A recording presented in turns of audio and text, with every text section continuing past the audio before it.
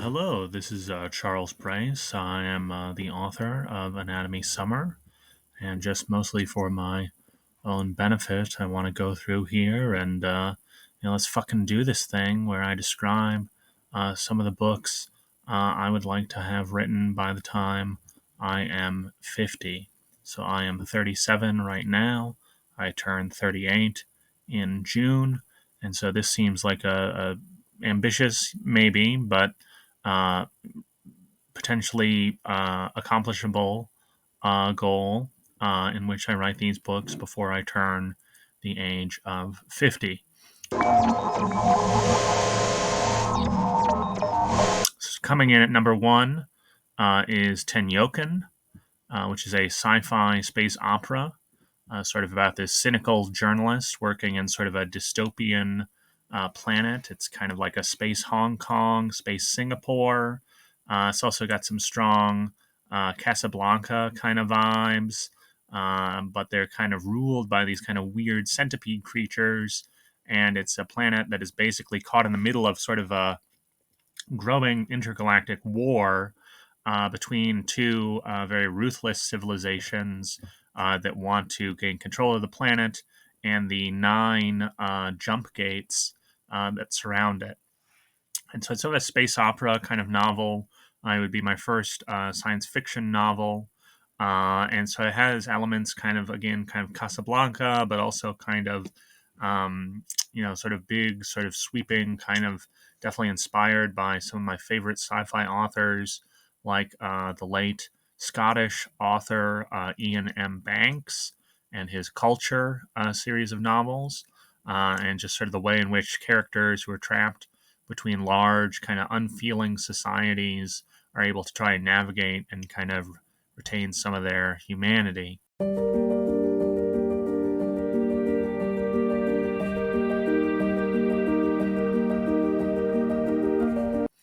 The second would be the Maida series of novels, which would be a trilogy.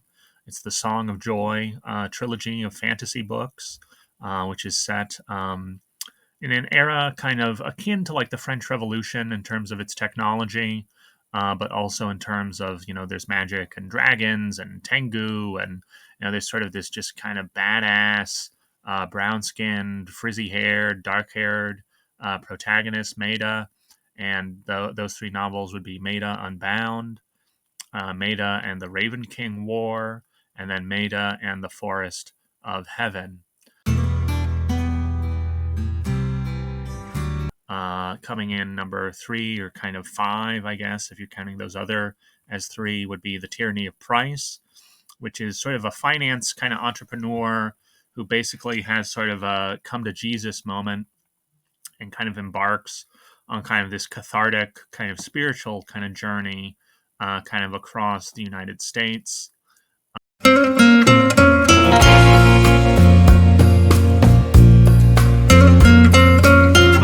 Coming in then after that at four would be this unnamed at the moment Western novel starring kind of this snake oil kind of salesman. He's kind of a fake doctor, fake dentist kind of guy who is more sympathetic to some of the Native American and indigenous peoples of the era.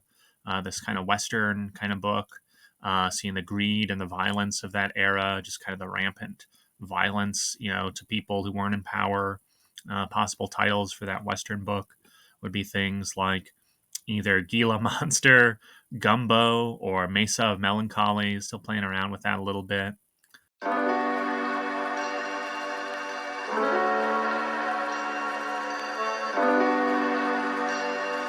At five would be Sunset in Tokyo 2033, which is sort of a romantic, kind of silly kind of story about these semi-immortal beings, one of which, Maddie, is kind of this avatar for a kaiju, just kind of this immortal monster that destroys cities. And then kind of the knight that's kind of tasked with kind of killing her, but they kind of fall in love, and it's kind of this weird platonic kind of friends with benefits sort of relationship over the centuries. But it would also kind of be fairly gentle in tone.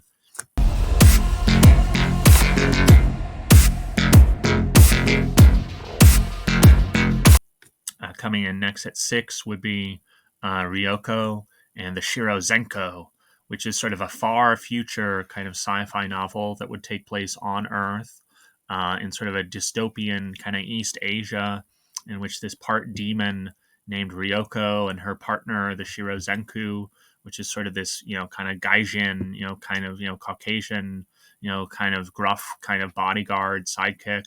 And it'd kind of be kind of a Cowboy Bebop kind of anime style, kind of neo noir, kind of detective story about how they're kind of just always kind of broke and evading the police and things like that.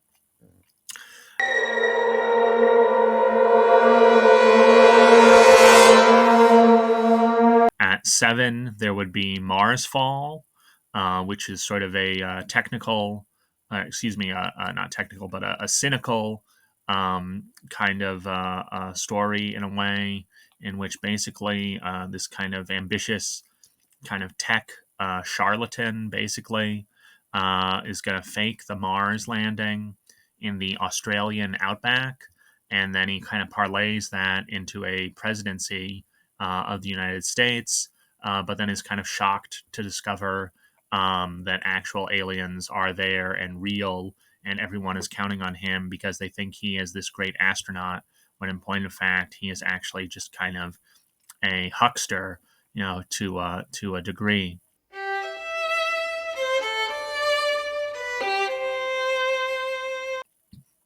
At 8 would be another kind of more romantic kind of book called Donna Quicks Lives, in which kind of this kind of sloppy, kind of messy teacher, this young woman, just kind of doing her best in this kind of broken education system, is sort of tasked with running this play version of the great Spanish story Don Quixote, but it turns in kind of a weird, beautiful kind of story about a young girl named Donna Quicks, and it's sort of fighting the patriarchy, and the teacher who's running the play kind of falls in love, and it just kind of plays around with just kind of, teachers who are kind of trapped in kind of difficult circumstances, difficult systems.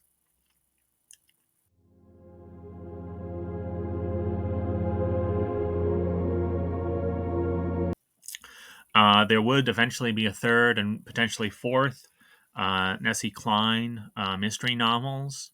The third would be set maybe in the winter of 1980, kind of in Chicago, and also kind of a new kind of changing Apple Harbor, Michigan. Nessie would be about 30 in the year 1980.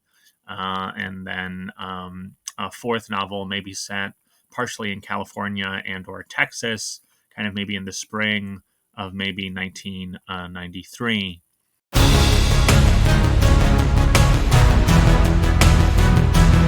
At 10, there would be sort of a novel or another series of novels potentially that are sort of all focused on sort of this superhero group, which would either be called the Order of the Compass or the Gray Triad. Haven't decided yet.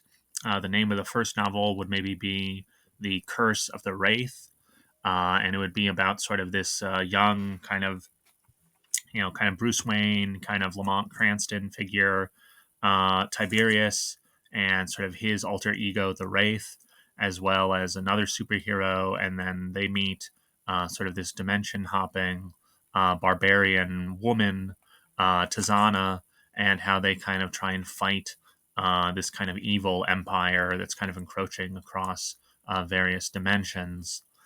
And sort of play with superhero sort of stereotypes and action stereotypes and those sorts of things.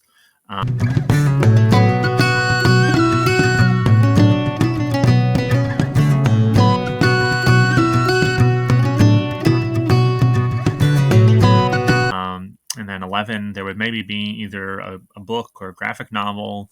Could just be a novel standalone, which would be kind of a Surfendell novel, which is about a young paladin who's kind of coming to grips with sort of the limits of morality and sort of the temptation, to do violence when protecting people and trying to punish wicked people.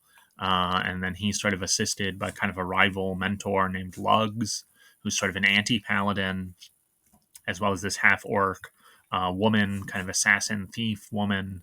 And then they're trying to sort of see, if they can sort of make their way in the world as well. So it'd be sort of a high fantasy kind of novel, that 11th one, Surfendell. And then